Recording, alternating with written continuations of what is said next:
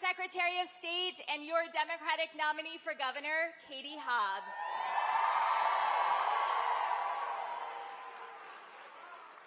Let me start by saying it's really great to be in a room full of people more focused on this next election than the last one.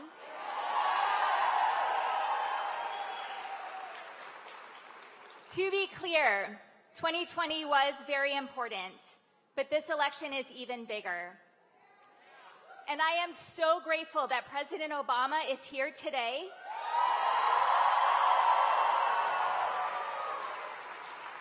He's here today to drive home exactly what's at stake in this election. We all know democracy is at stake. But let's talk for a minute about why we must defend democracy.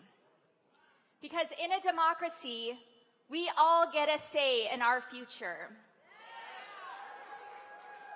When politicians give away our water to a foreign government, we get a say.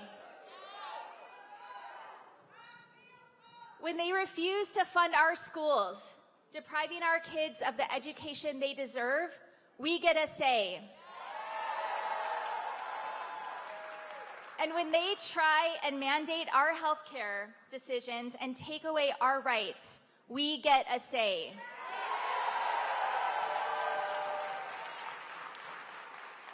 Democracy is the system that sent Barack Obama to the White House.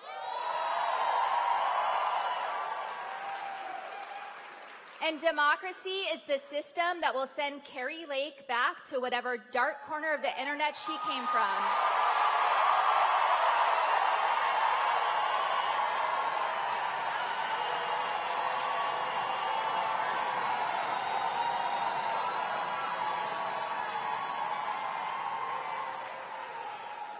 I stood for democracy when I refused to give in to the insurrectionists who surrounded my home after I certified the 2020 election. And I'm still doing it today in this race for governor. Not just because I'm running against the Trump-endorsed, election-denying, media-hating, conspiracy-loving, chaos-causing, spectacle-seeking Carrie Lake, but also because I truly believe that when we prove government can help solve problems, we prove that democracy works.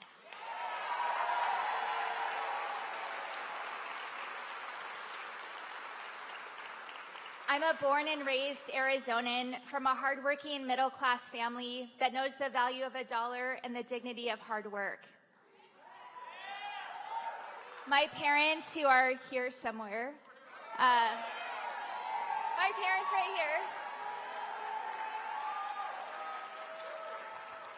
My parents made huge sacrifices for me and my siblings, but sometimes we relied on support from our church community and government programs like food stamps. I put myself through college with work study and scholarships, and I immediately went to work as a social worker.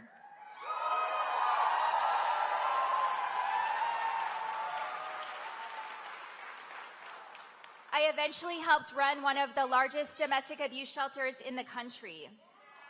And I loved making a difference in the lives of people that I was working with, but I wanted to help fix the problems that cause people to end up in these situations in the first place.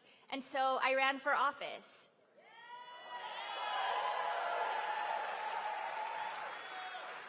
In the legislature, I worked with both parties to expand healthcare to over 500,000 Arizonans.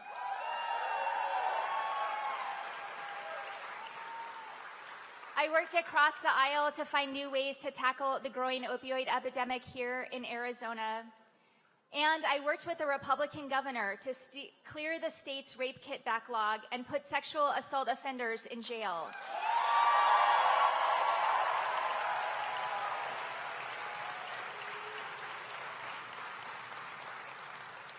And as Secretary of State in 2020, we conducted the safest and most secure election in Arizona history.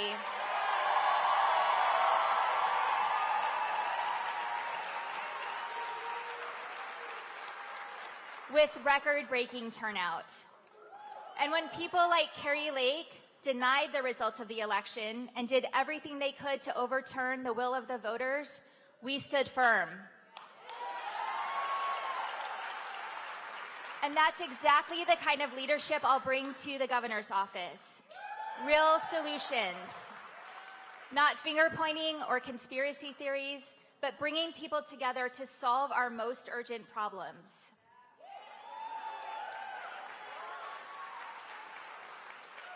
This race for governor isn't about Democrats or Republicans.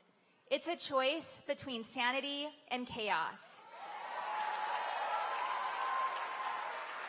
And it's about electing a leader who will govern with vision and strength. We will win this race.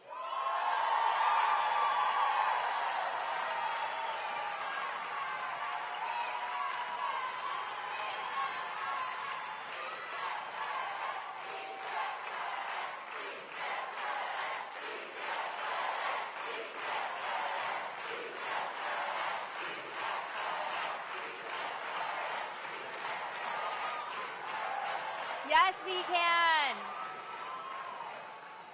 So we're going to win, but it's going to be close. All the polls have us tied.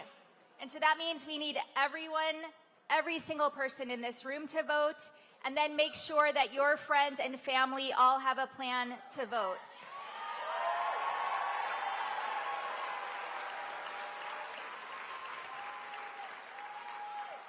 I'm not afraid of a tough fight. I'm battle-tested. I'm the candidate who's won a statewide race. In fact, I've never lost an election, and I don't intend to start now.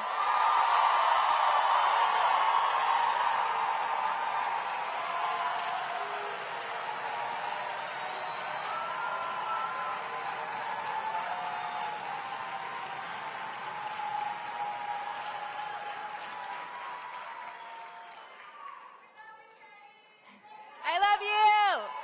All right.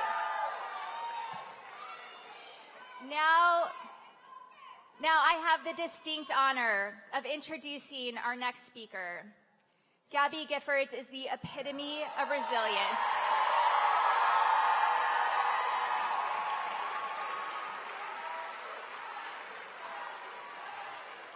She's a hero for Arizona, and her story has inspired me and millions of others to keep fighting for a better future.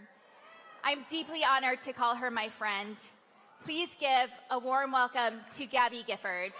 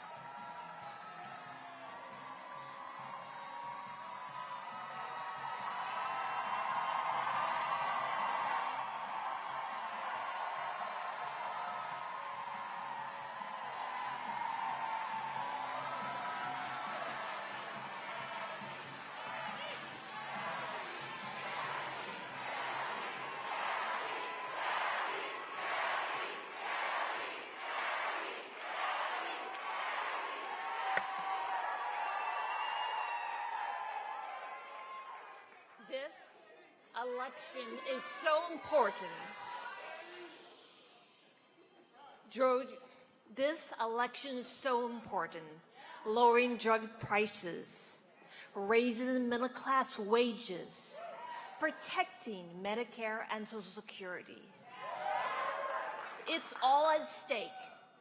That's why I'm here to support my husband, Mark Kelly.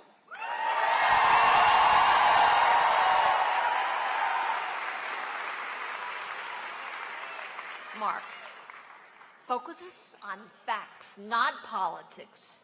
Mark is loyal and caring. Mark has already served our country so many ways. We need him in the Senate.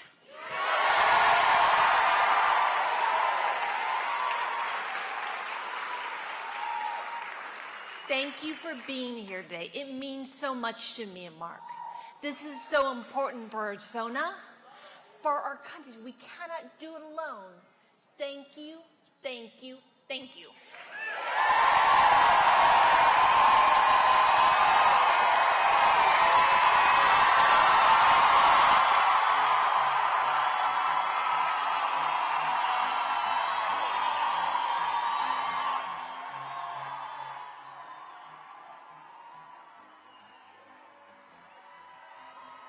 Hello, Arizona.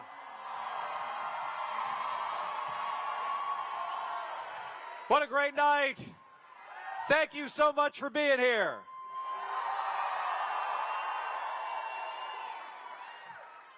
And thank you, Gabby, for that terrific introduction. None of this would be possible without Gabby Giffords. And it's so great to be here tonight in South Phoenix.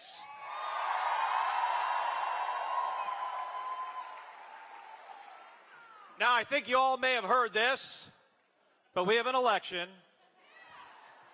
in just 6 days.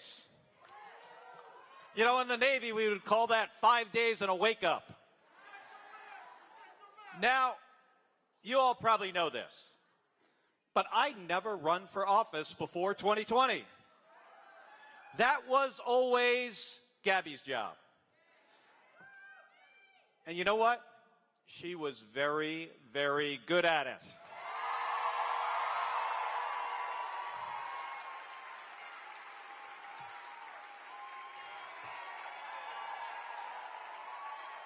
And you know what, folks? I often wonder if I had been the one who was injured, would Gabby have become an astronaut? Now, she says yes, but I'm not so sure about that. But I have spent my life serving our country. You're welcome.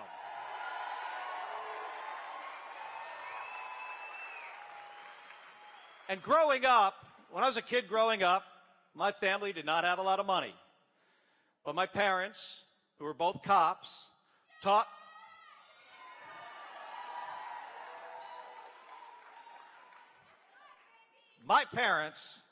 me the importance of hard work and what it means to serve this country. So I spent 25 years in the United States Navy. Go Navy. 25 years in the Navy. First as a combat pilot, and then at NASA as an astronaut.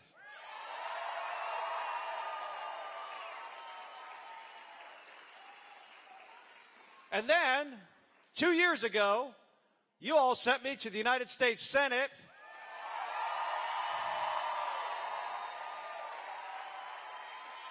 to just cut through the red tape and get things done. So that's what I've done. So get this. Thank you. So, after decades of politicians caving to Big Pharma, we beat them.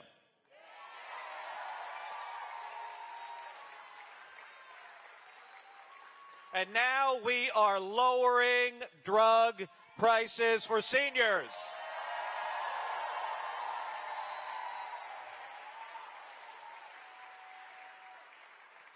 And I worked with Republicans and Democrats to bring manufacturing jobs back to America.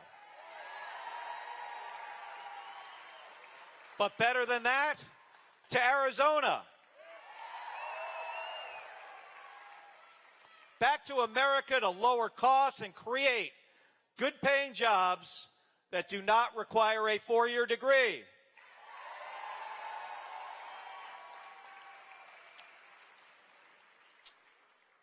Now, as our state faces more intense heat and drought and wildfires, we are now boosting renewable energy. This is going to help us tackle climate change and bring even more jobs to our state.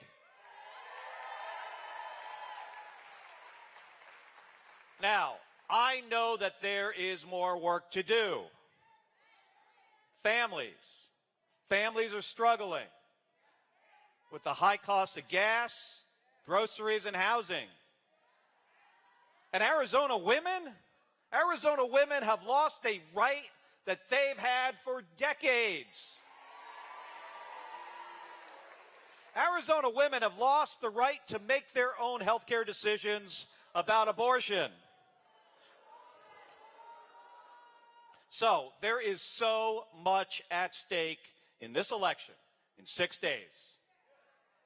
Now, this is the important part. So you listening? So I have an opponent, Blake Masters.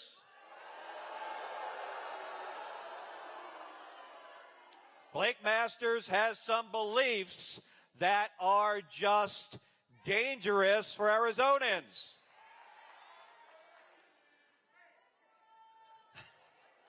That's very funny. He wants to cut taxes. He wants to cut taxes for big corporations that are hiking up prices, and has said that he would privatize Social Security.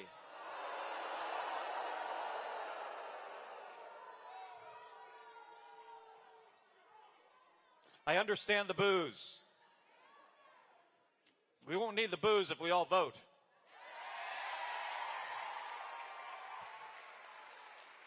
He wants to send seniors hard-earned benefits to Wall Street. You know who makes money when money goes to Wall Street? Wall Street. That was an easy one. And now this is serious. All of this is. Blake Masters, my opponent, he calls abortion demonic. And he said he wants to punish the doctors. And he wants a national abortion ban.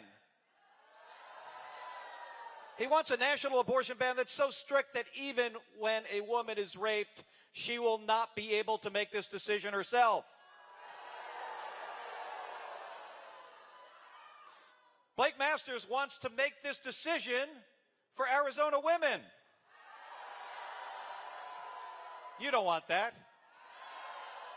He thinks that he gets to make this choice instead of you.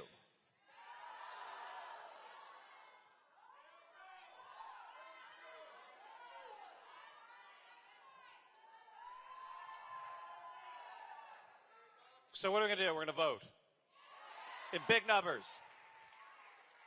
So I got some new info for you. This is also about Blake Masters. So, after getting a phone call from a guy in Florida a few weeks ago, Blake Masters is again saying that the 2020 election was stolen. But worse than that, he is now questioning the results of an election that is still 6 days away. This is dangerous, folks. Now, we all know guys like Blake Masters. He thinks that he knows better than everyone about everything. Don't you know somebody like that? Well, let me tell you here's the problem. You know, somebody who thinks they know better than everyone about everything, letting them make decisions for you is dangerous. So, in just 6 days, let's make sure that we beat him.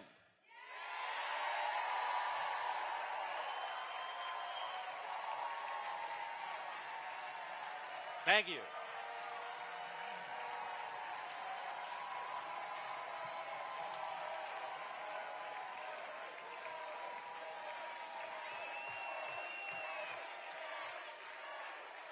So, now, some of you have probably heard me say this before, but this is true. I've flown in combat 39 times. That's a lot. And I've flown in space 4 times. But never once, not one of those times, did I do that by myself. It was always as part of a bigger team. So, to every single one of you in this room, thank you for being on this team.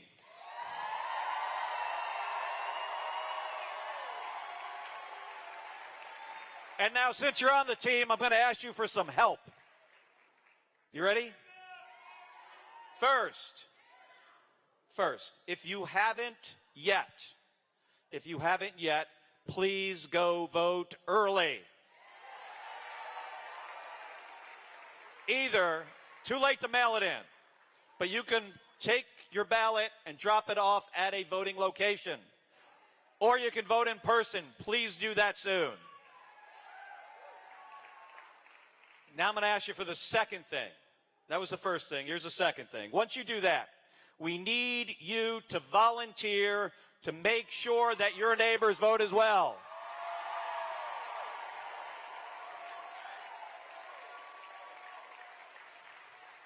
All right, I see a lot of you guys got your phones out already. Now, if you don't have your phone out, I want you to take it out right now. And you're going to want to do this because you're probably going to want to get a photo of the next guy who's up.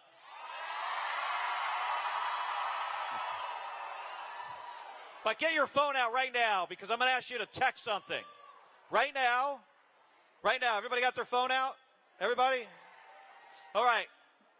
So listen to this. And for the folks in the other room, I already talked to them about this. So this is what I was talking about. I want you to text the word knock. That's K-N-O-C-K.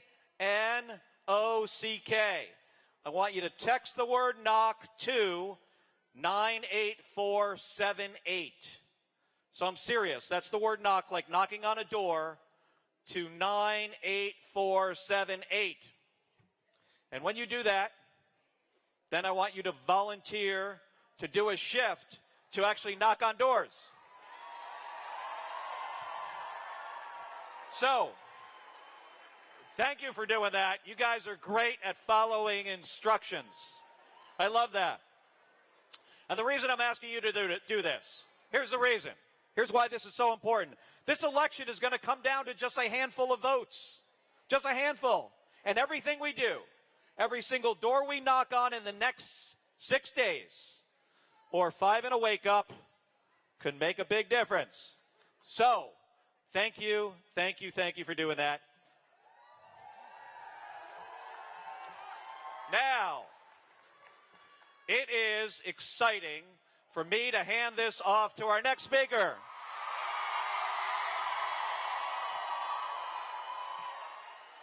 A guy who protected tens of thousands of Arizona dreamers. A guy who extended health care coverage to hundreds of thousands of working Arizonans. And a guy who knows a lot about what it takes to win an election. Arizona, please welcome President Barack Obama.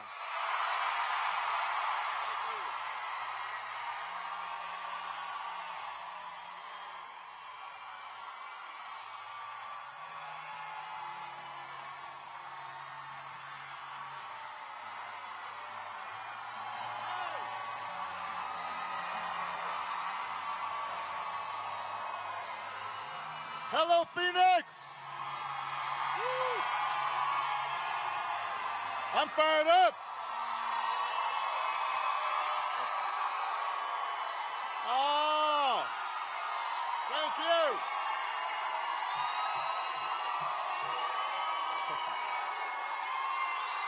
Yeah! Yes, sir!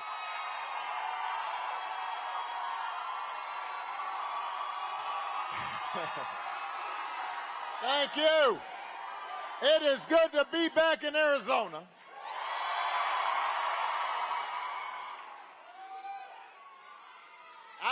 I wanted to come out here not only because it's sunny and warm, but also, you know, there have been a lot of these rumors about me and the Phoenix Suns. Now,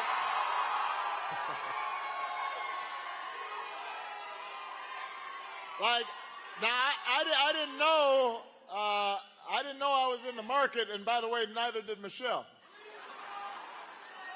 But I will say this: the Suns are looking pretty good. I got to admit that. I think they have a few more wins than my Bulls right now. The real reason that I am here is pretty simple. I love you back.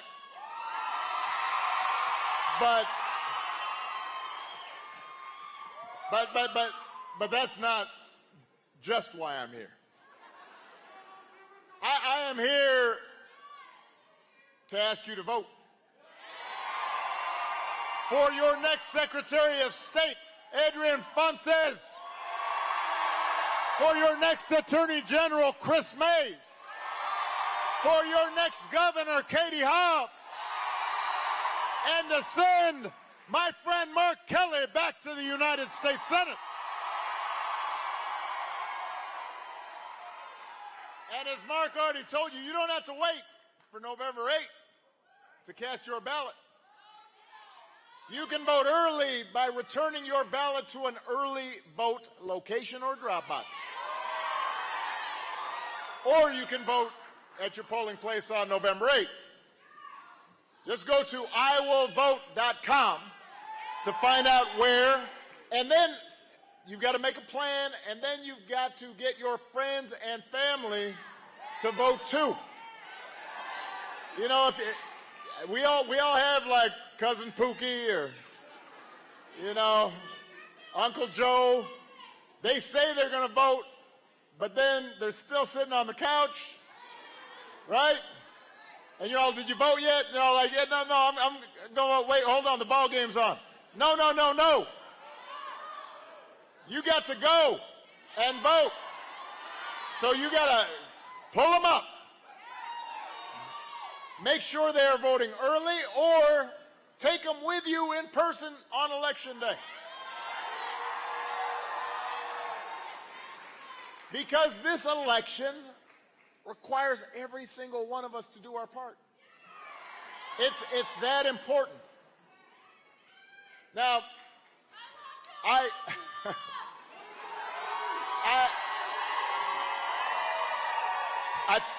listen, I think it's fair to say that this country and Arizona has gone through some tough times these past few years. We have been through some stuff. We're just now coming out of a historic pandemic that wreaked havoc on families and schools and businesses and communities. Everybody was impacted, some more than others. I mean, we learned the phrase essential workers, which means people who actually work. We put a burden on some more than others, but everybody was impacted, and some people lost people they loved. So it did something to all of us inside. And the pandemic also highlighted, and in a lot of cases made worse, problems that we've been struggling with for years. An economy that's very good for folks at the very top, but not always so good for ordinary people. Communities where too many kids are you going to start yelling? Don't start yelling. Don't start yelling. Come on. Why are you starting yelling? Hold on a second, everybody. Don't get distracted. Wait.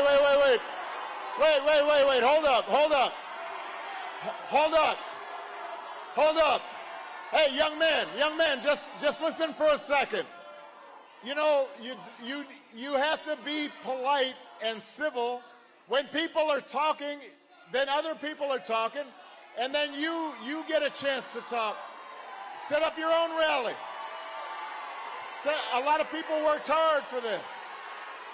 Come on, man. Come on. Come on. Come on. Hey, settle down, settle down. Settle down, come on, settle down. Hey, everybody.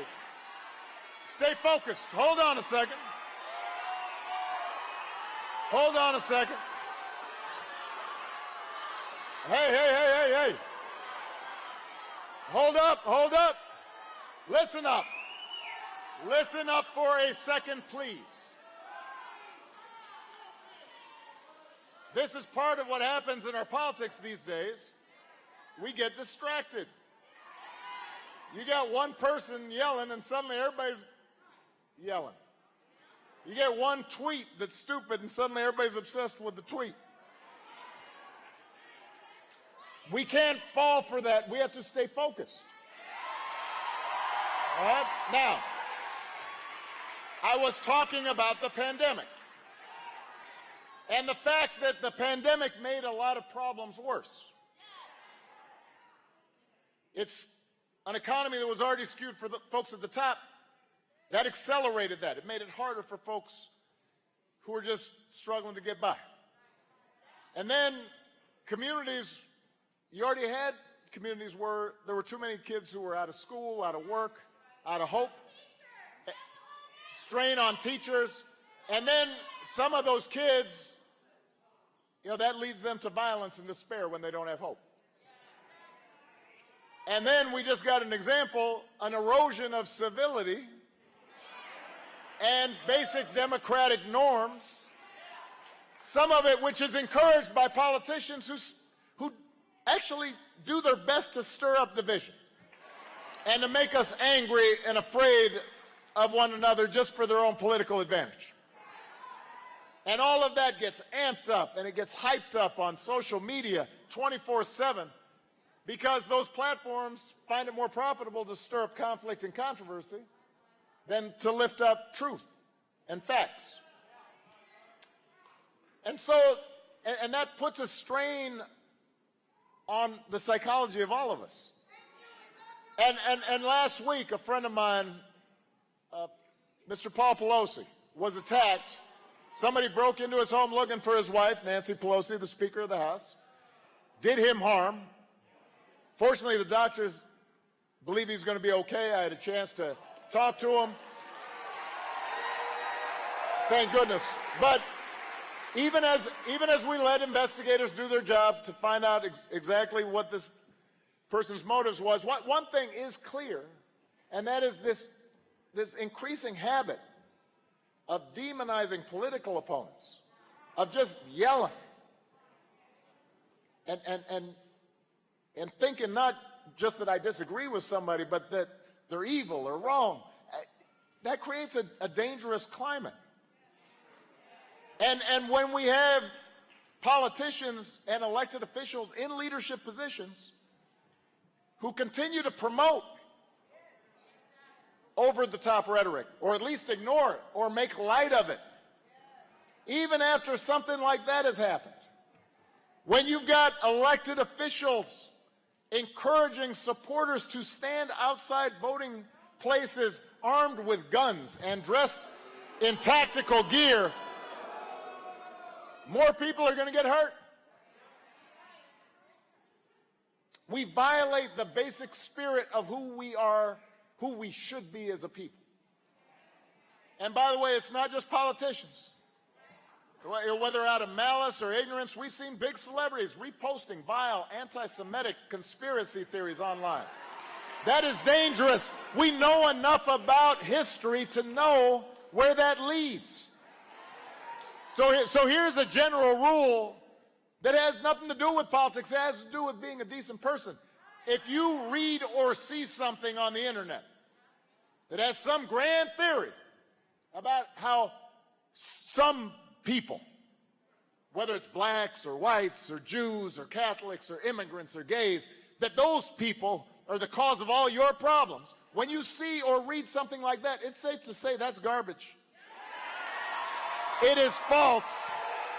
It is a poison that is dangerous, and we need to call it out as such.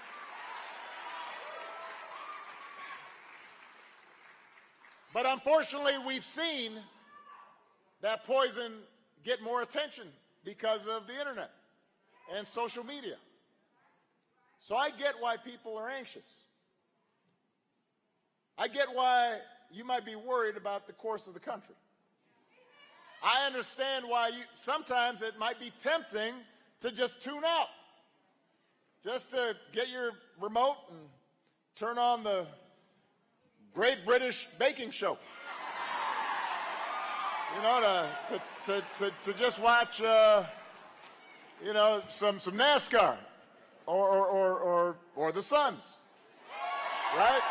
I understand. But Phoenix, I am here to tell you that tuning out is not an option.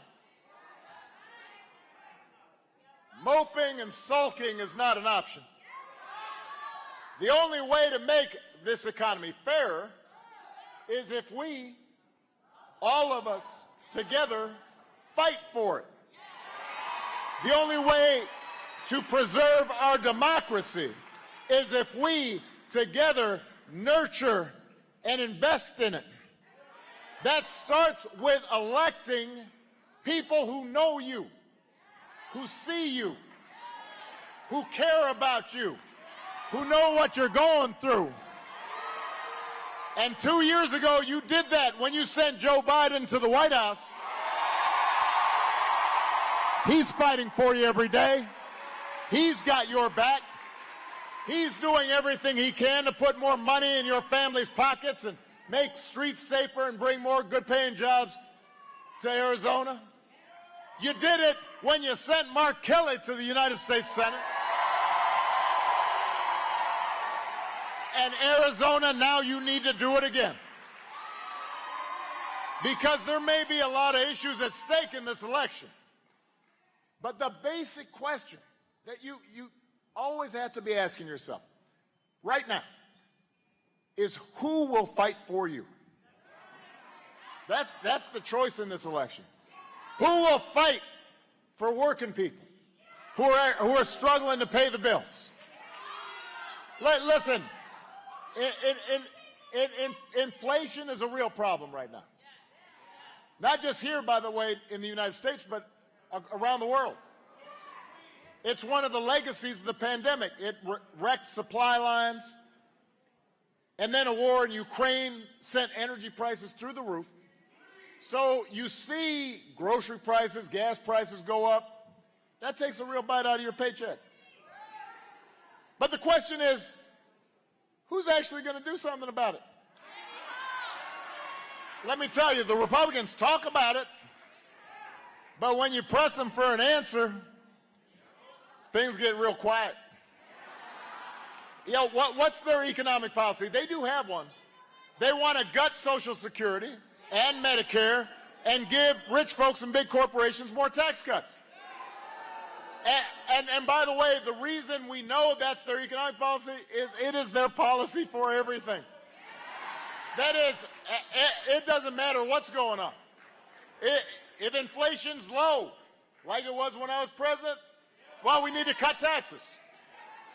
If unemployment's high, they want to cut taxes. When it's the reverse, what do they want to do? They want to cut taxes for their friends. I was joking the other day, if there was an asteroid headed towards Earth, they'd all get in a room and say, you know what we need to do? Tax cuts for the wealthy, that's going to solve it.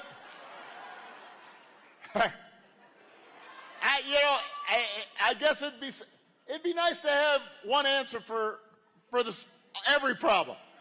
You know, I remember when I was a kid, sometimes you take a math test you didn't study.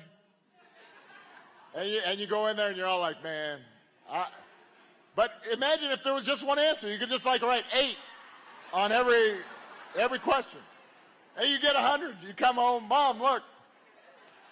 Except you know what? That's not how it works. That's why Democrats have actual plans to take on the drug companies to lower prices, to get the oil industry to clean up its act, to pass laws to make housing more affordable, to make sure big corporations are paying their fair share and creating jobs here in Arizona instead of overseas. That's the choice in this election. That's the choice you have to make. You know, there's also plenty of talk about crime right now. You watch ads, crime everywhere. Now listen, violent crime has gone up over the last 7 years. But by the way, it's not just the last 2. Remember the other guy was in charge and crime was going up? You never heard anything about it from these folks. And by the way, it's gone up not just in cities, it's gone up in conservative rural states too. So the question is, though, who will fight to keep you and your family safe? Is it the Republicans who want to flood our streets with more guns, who actually voted against more resources for our police departments? Or is it the Democratic leaders, like Mark Kelly, who worked with President Biden to pass the first major gun safety legislation in 30 years? That's the choice in this election. That's what's at stake right now.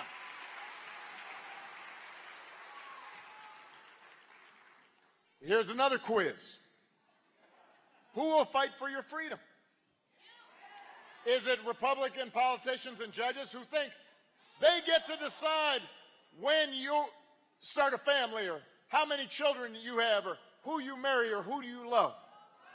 Or is it Democratic leaders who believe that the freedom to make these most personal of decisions belongs to every American, not to politicians in Washington? That's the choice in this election. That's what you have to decide.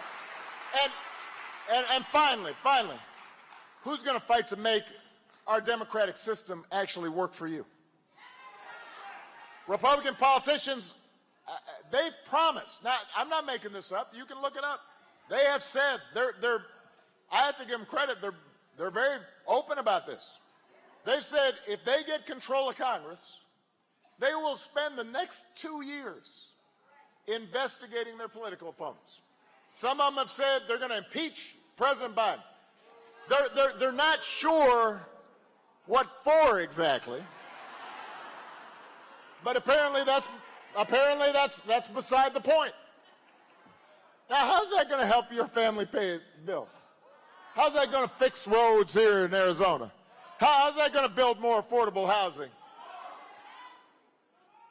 That's one choice. Or do you stand a better chance with President Biden and leaders like Mark Kelly, who've worked together, sometimes with Republicans, to pass an infrastructure bill that will create new jobs, who are making health care and prescription drugs cheaper, who've made the single largest investment ever in the fight against climate change?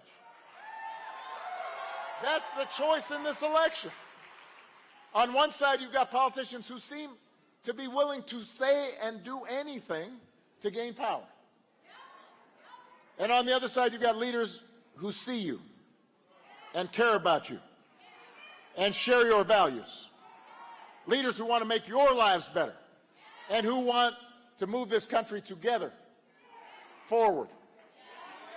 And let me be clear about this, Arizona. You know, because Arizona's, it's what's called a purple state, right?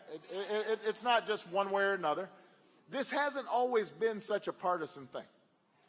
You know, I always remind people, my favorite president was a guy named Abe Lincoln. He was a Republican, helped found the Republican Party. And right here in Arizona and around the country, there used to be GOP members who championed progress and civil rights and the rule of law. But these days, it seems like just about every Republican politician seems obsessed with only two things. They want to own the libs. They want to own the libs, even if it means solving no problems. think about, this is a little bit of an aside, but think about this governor in Florida who, wait, so the guy takes $1.5 million of taxpayer money, hires a plane, sends it to Texas, picks up these 50 migrants who don't know any better, pays for them to be sent to Massachusetts, all just to own the libs. So he can get on TV and say, look what I did. Yeah, that was a good one. I mean, imagine that. He wasn't even trying to deal with the migrants in his own state. He had to go somewhere else. I mean, who does that? It's unbelievable. And he's using taxpayer money. That money could have been used for some after-school programs for kids in his state. So they want to own the libs, and the other thing they really want to do is get Donald Trump's approval.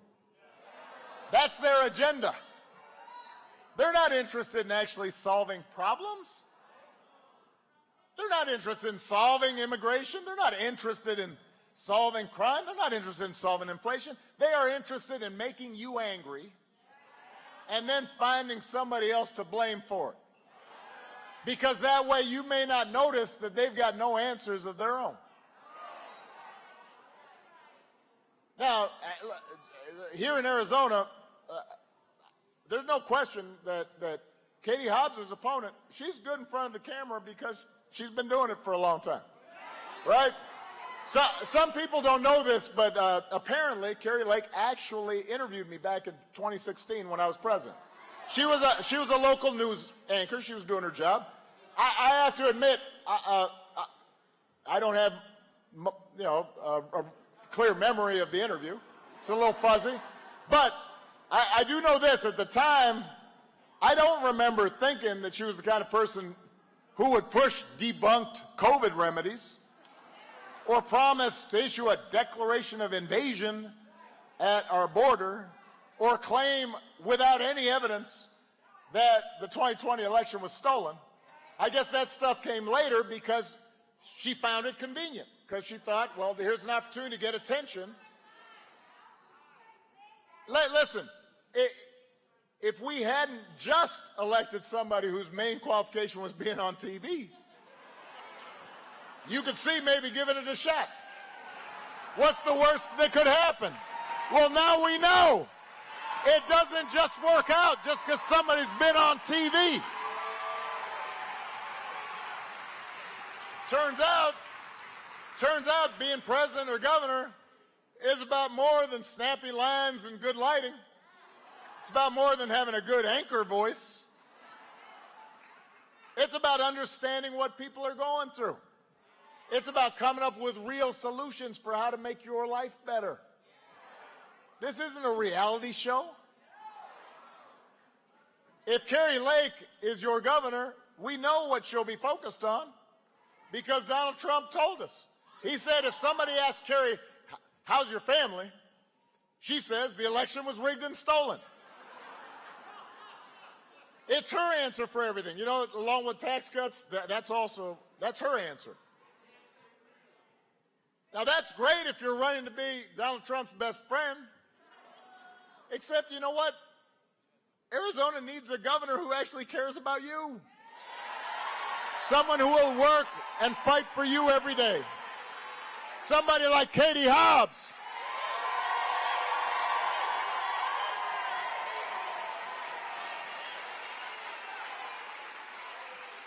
Katie grew up in Arizona. Katie's parents sometimes had to rely on help from their church community and food stamps to make ends meet. She knows what it's like to struggle, which is why her first job out of college was as a social worker, helping young people here in Phoenix deal with homelessness. You can see what her values are by her track record. Helped to run one of the largest domestic violence shelters in the country. That's what she cares about. You. She'll work for you as your Secretary of State. As your Secretary of State, while her opponent tries to undermine the integrity of our elections, Katie's been protecting them, even when it meant getting death threats for doing her job. So you know she stands up for what's right. As governor, Katie's opponent is going to be focused on making Donald Trump happy. Katie, she may not be flashy. Or she could have been. She just chooses not to be because she's serious about her work. If you elect her governor, she's going to get up every day and work her tail off trying to create jobs, trying to lower costs, trying to make our schools better, trying to help Arizona families get ahead. That's the choice in this election.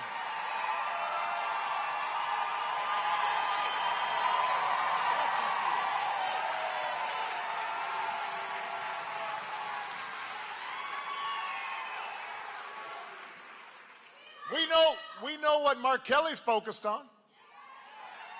Listen, I've known this man for a while. To say Mark Kelly is not a normal politician is an understatement.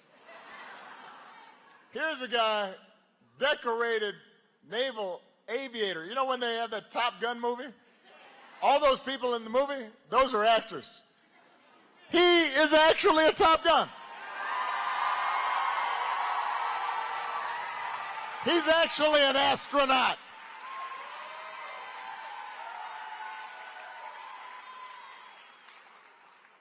Think about that. I mean, you got to be serious. You have to know what you are doing.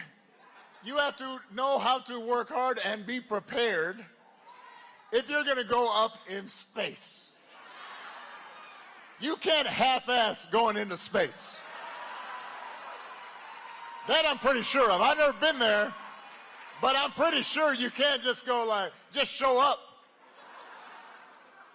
Say, yeah, I can be in space. No, you can't. But aside from those accomplishments, most Americans got to know him when he supported his wife and my friend Gabby Giffords after she was shot. And I know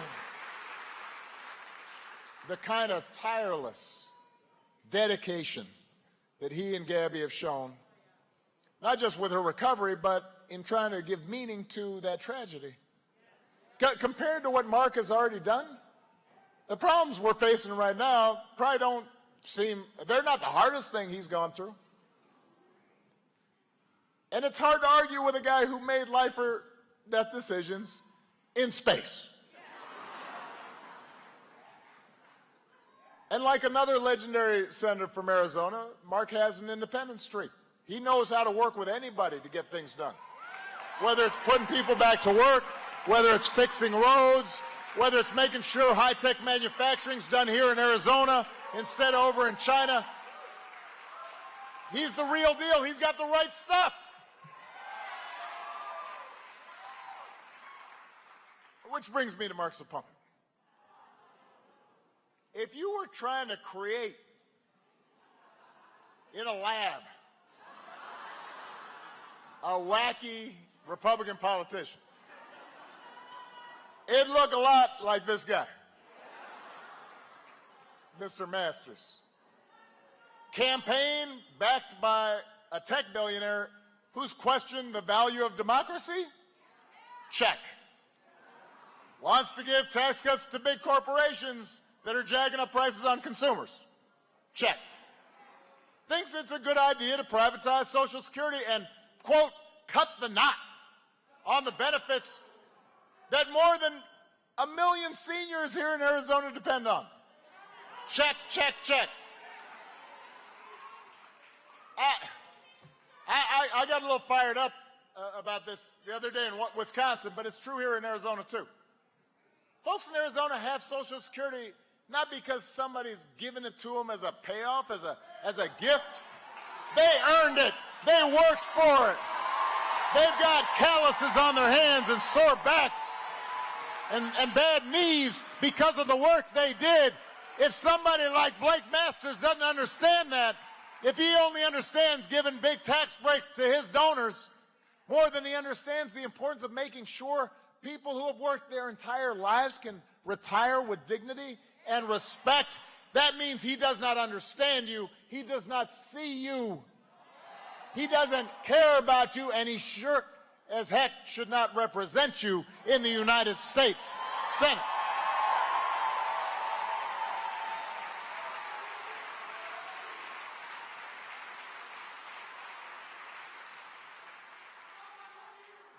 Just doesn't seem like a very compassionate guy, does he? He opposes a pathway to citizenship for dreamers. Don't boo. Vote.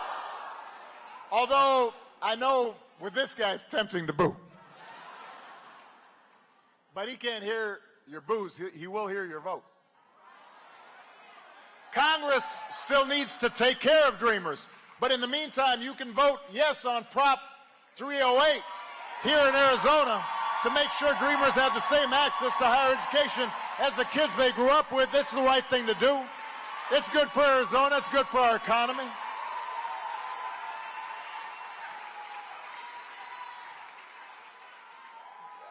Mr. Masters may not understand that. But you know what, Arizona? You deserve a leader who has a heart and a leader who will do the right thing. You also deserve somebody who's going to stand up for a woman's right to make her own decisions about her body.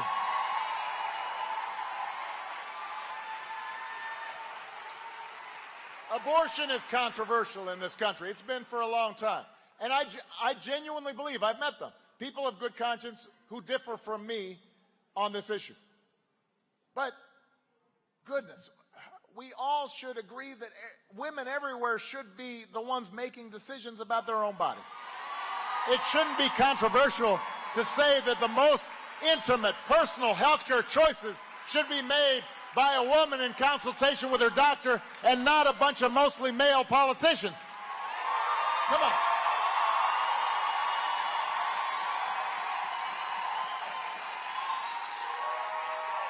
You know, when Roe was struck down, that was a wake-up call for a lot of young people, especially young women, who maybe took it for granted. And it was a reminder that when courts get politicized, they can reinterpret what we thought were well-settled constitutional rights. We can go backwards. There have been times in our history where we went backwards. If Republicans take back the House and Senate, we very well could be one presidential election away from a nationwide ban to access to abortion. And that might just be the beginning. I taught constitutional law for over a decade. I can tell you this. If a court does not believe in a zone of privacy, right, that allows us to make certain decisions without government interference, then other freedoms we take for granted are at risk. Just Clarence Thomas already said as much. If there's no right to privacy, then same-sex marriage could be at risk. Almost every Republican in the House of Representatives already voted against guaranteeing a right to use contraception. That's not in the Constitution. It was interpreted as part of a right to privacy, but there's nothing explicit in the Constitution providing that right. Think about that. If they take back power, there's no guarantee birth control won't be next. I'm not exaggerating. I've read the case law. I know the case law. I know a lot of women here in Arizona were devastated back in September when a judge reinstated a law that was passed in 1864, before Arizona was a state, about 60 years before women were even allowed to vote, banning abortion with no exception for rape or incest. And since then, an appeals court has blocked it temporarily, but the long-term fate of these rights in Arizona could hinge on this election. We know where Mark's opponent stands. He supports a nationwide abortion ban. You already heard he called abortion demonic and a religious sacrifice. Again, that's the kind of over-the-top language that ends up getting people hurt. Because if your opponents are demonic, well, then there's no constraint on what you think you can do to them. Break into their homes, hit people with hammers, because they're demons. It's demonic. And just as an aside, have you noticed how the people who get the most fired up about a woman's right to choose are men who've never needed an abortion, never had an OB-GYN, never had a pap smear, never had a cramp, don't know nothing about any of this, but they think they're the experts.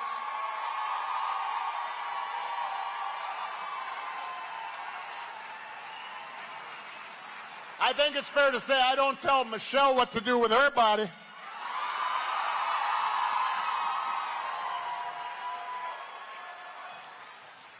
You notice that?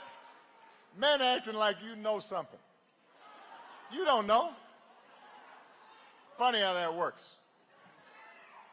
Mark Kelly's been fighting to restore abortion rights in Arizona. And if you send him back to Washington, he'll fight to make sure women always have the care that they need. That's who he is. That's what's at stake in this election.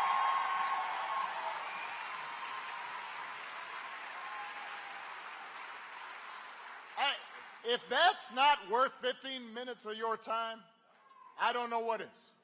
Because that's about how long it takes to vote. But you know what? If you do need one more reason to vote, consider the fact that our democracy is on the ballot. And nowhere is that clearer than here in Arizona. I have to admit sometimes going out on the campaign trail feels a little harder than it used to for me. Partly I'm just, a little out of practice. And I'm a little stiffer, But back when I was first running for office, I would go, and back then I didn't even have a driver, much less a motorcade. And I had, young people won't understand this, but there were these things called maps. And they'd be in your front seat, and you'd unfold them, and then you didn't know how to fold them back. And you'd have to trace out what road am I on. And so I'd drive around, and I'd go into, and I was in Illinois, so I'd drive out of Chicago, and we'd go into rural areas, and I'd go to a fish fry or a county fair or a VFW hall, or I'd just stop in a diner. And some of these areas were really conservative, and they weren't used to a guy named Barack Obama. And I'd sit in, have a piece of pie, coffee, because I really like pie, and we'd have a conversation. And people did not agree with me on everything, and I didn't always get people's votes, but you felt at least you could talk to each other. And you could talk about your families and your kids and Little League and what your hopes were for the future, and maybe you shared a story about an ailing parent and dealing with the healthcare system, and people felt like, okay, I see you. You're okay. I may not agree with you on every issue. And that's, by the way, why I ended up getting a whole bunch of Republican votes. People, I know that seems hard to believe, but I did. And it wasn't that long ago. And then after I won, your own John McCain graciously conceded. He wished me luck for the sake of the country. He knew it was important.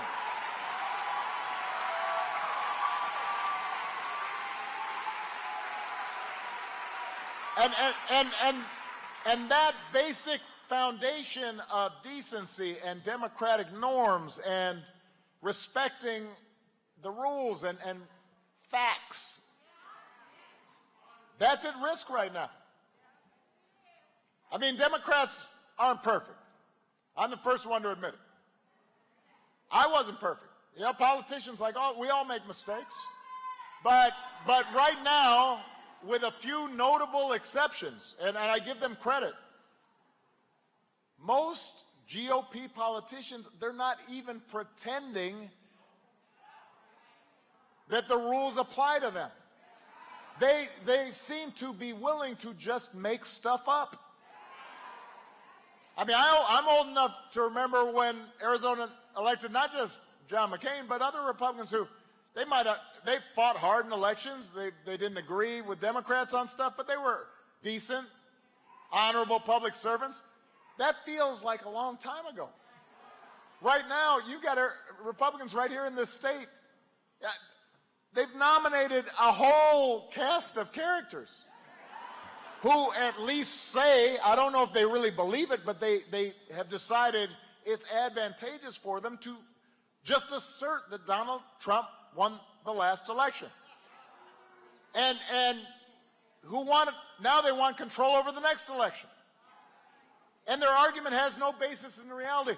You had other Republicans conduct audits and look and say, no, I'm sorry, you're wrong. And it doesn't matter. Then they got threats. They got drummed out of the party. I mean, you don't have to take my word for it. The other day, your own current Attorney General, who's a Republican, called the election fraud claims made by Katie Hobbs' opponent horse crap. I'm paraphrasing. He didn't say it exactly that way. He said her whole act about how the election was stolen is a giant grift. And obviously, I wish he had said it a little bit earlier, but better late than never. But the point is, Arizona, I want to talk to people who aren't in this auditorium. Why would you vote for somebody who you know is not telling the truth about something? I mean, on something that important. I don't care how nicely they say it. I don't care how poised they are or how well lit they are. I mean, you have people from her own party saying that's just not true. And yet, it seems as if it doesn't matter anymore. What happens when truth doesn't matter anymore? If you just repeat something over and over again, and it's a lie, and yet because your side is saying it, it's okay. Like I said, Democrats aren't perfect, but I can tell you this. Mark will testify, Gabby will testify. If I just said something that was an outright lie, there would be Democrats in Congress who would say, I'm sorry, I like Obama, but that's not true. But that doesn't seem to be happening right now on the other side. And that's dangerous. That's a problem. That's not how we treat our democracy. Shoot, that's not how we interact in our workplace. If somebody at work just lied all the time and just made stuff up, at a certain point you'd be like, well, I can't work with this person. They make stuff up. So now you're looking at the highest office in this state, and the person doesn't seem to care. Mark's opponent's been pushing conspiracy theories too. He's getting a little more nervous about it, right? So during the primary, his website had all kinds of lies about how the election was stolen, and then after he won the nomination, they, poof, vanished. Along with his extreme views on abortion, saying poof. I mean, this guy is supposed to know tech. Does he think like people can't track that they don't notice? You know, it's like every parent's had this experience after Halloween, right? You tell your kid only eat so much candy. Kid, I didn't eat the candy, and they got the big chocolate smudge. Come on, man. Listen, Arizona, I get that democracy might not seem like a top priority. Right now, no, I read polls. You know, it's like 75% of Americans think democracy is a serious risk, and only 7% think it's their top priority. I think that's a troubling statistic, but it's true, and I get it. Look, you're worrying about making ends meet. You feel like the political process doesn't work as fast as you'd like, you know, on the issues that matter most to you and your family, and so you don't prioritize it. But we've seen around the world, and we've seen throughout history what happens when places lose democracy, or never had democracy. Places where governments tell you what books you can read and which books you can't read. Countries that put dissidents in jail and reporters in jail, or force reporters to write what they want to write, whether it's true or not. Countries where it doesn't matter who you vote for because it is actually rigged. Where the people will do whatever they want and corruption runs rampant because there's no accountability. When true democracy goes away, people get hurt. It has real life consequences. It's not some abstract political science question. We are all affected. And we take this for granted, and we can't.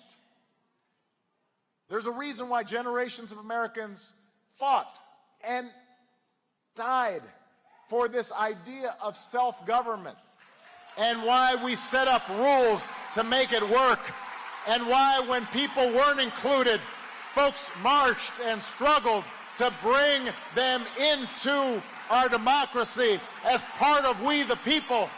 Women couldn't vote, and we fought to make sure women could vote.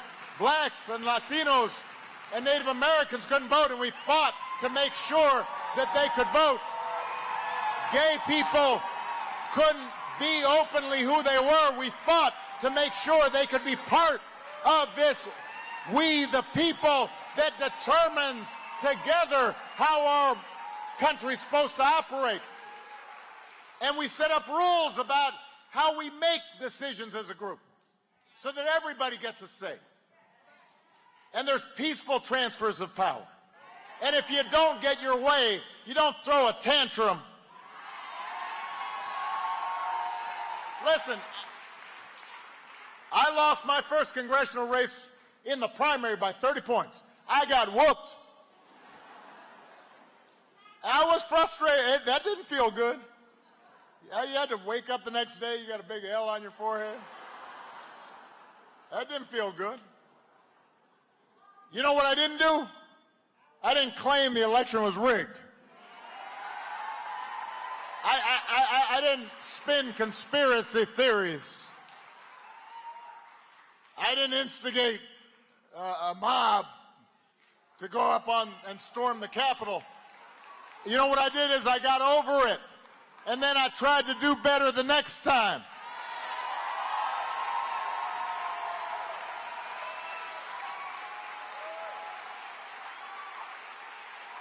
So that's what I mean when I say democracy's at stake in this election. It's not enough, by the way, to elect Democrats like Katie Hobbs and Mark Kelly at the top of the ticket.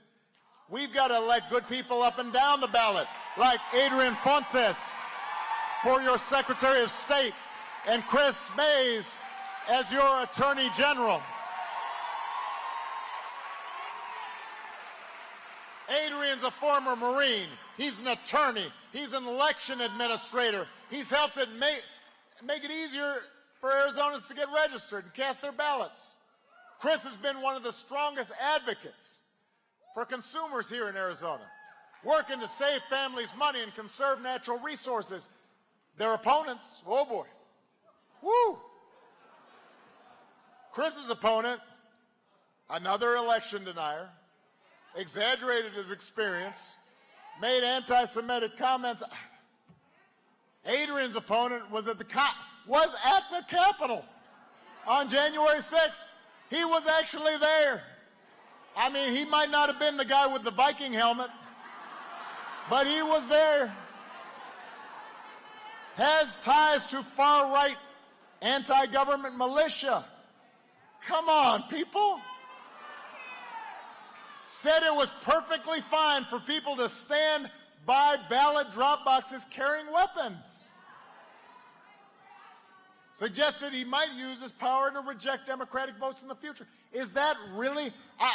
Again, I understand I'm preaching the choir in this auditorium. I want Arizonans who are just regular folks, Republicans, ask yourself, that's the guy you want in charge of your elections? Somebody who was part of an insurrection?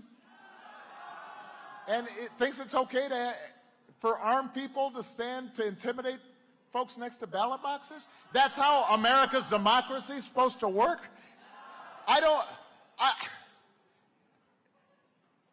Doesn't that override party labels? In Arizona, let's be honest with each other for a second. I know folks out there, including Republicans, may be thinking there's no way somebody like that's actually going to get elected. You may think that's too extreme for Arizona, but we've seen folks can win if we don't do our part. And if you've got election deniers serving as your governor, as your senator, as your secretary of state, as your attorney general, then democracy as we know it may not survive in Arizona. That's not an exaggeration. That is a fact.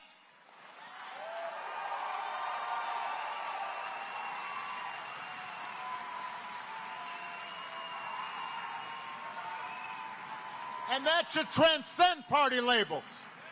You shouldn't have to be a Democrat to care about that. If there was a Democrat who was doing the same thing on the other side, I would renounce them. When Donald Trump won, I stayed up till 3 in the morning so I could offer a congratulatory call to somebody who opposed everything I stood for, but I believed in the peaceful transfer of power.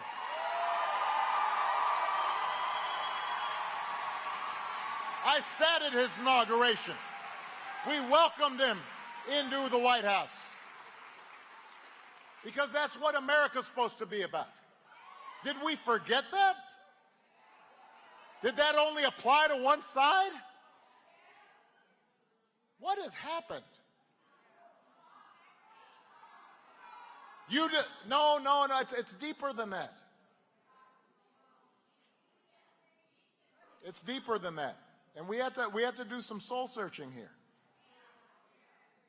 You deserve, just as a baseline, leaders who believe every one of your votes should count. Full stop. You deserve what did not used to be a radical idea, which is that all of us participate, we cast our ballots, whoever gets the most vote wins, whoever doesn't, they concede, and then we move on till the next election, and we actually govern. And that's why it's so important to vote for people like Chris and Adrian, who will protect the integrity of our elections. Because if things get close, they could make all the difference. So now you get to make a difference. As long as you turn out. As long as you turn out to vote from Navajo Nation to Nogales. You know, we joke in my house that Michelle can be sometimes the glass half empty person. I love her too.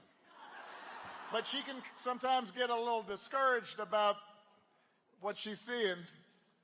And I'm the hope and change guy, so I try to be a little more optimistic.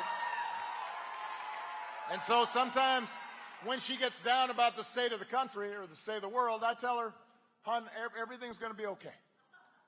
And I believe it will be. But I know that things won't be okay on their own. We have to fight for it. We have to work for it. Not just on election day, but every day in between. That's what it means. That's what it means to be part of We the People. That's why this election matters. Yes, these are tough times, but we've been through tough times before. The important thing is that we resist the temptation to give up, that we resist the temptation to get cynical and we turn inward. And the important thing is to resist the temptation to see everything as a zero-sum game where anything goes. And the rules are made to be broken as long as it helps our team. And the only way for people like us to win is for people like them to lose, because what this flag stands for is we're supposed to be part of one team. And even in our darkest moments, and there have been darker moments in this country before, we've always had more in common than our politics suggest. Even when times are tough, there's always been a thread that unites us, that's stronger than what divides us. There are certain values that bind us together, of honesty and kindness and freedom and a belief that no matter who we are, where we come from, what we look like, who we love, that we matter. That's the promise of America. That's who we are. We may not fix all our problems overnight, but we can make things better, and better is worth fighting for. So if you are anxious, if you're frustrated, don't complain. Don't tune out. Don't get bamboozled or fall for the okie doke. Get out there and vote. Get off your couch and vote. Put down your phone and vote. Vote for leaders like Chris Mays and Adrian Fontes and Katie Hobbs and Mark Kelly, who will fight for that big, inclusive, hopeful, forward-looking America that we believe in. If you do that, we will build a country that is more fair and more just and more equal and more free. That's our job. Let's get to work. Thank you, Phoenix. Thank you, Arizona. I love you. Come on.